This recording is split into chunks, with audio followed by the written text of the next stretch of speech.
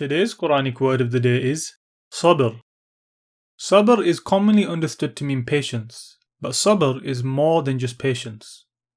Patience is when we show restraint whilst dealing with a difficult situation. Like Allah subhanahu wa ta'ala says, وَبَشِّرِ الصَّابِرِينَ الَّذِينَ إِذَا أَصَابَتْهُمْ مُصِيبَةٌ قَالُوا إِنَّا لِلَّهِ وَإِنَّا إِلَيْهِ رَاجِعُونَ. And give glad tidings to the patient, those who when calamity strikes say, indeed we belong to Allah and indeed to Him we will return. But Sabr also contains the meaning of perseverance. If we are new to learning the Quran or the Arabic language, we should have Sabr in our studies. This means we should keep trying and persevering even if we are struggling. So we should have patience in difficult times and persevere in doing good. Assalamu alaikum wa rahmatullahi wa barakatuh.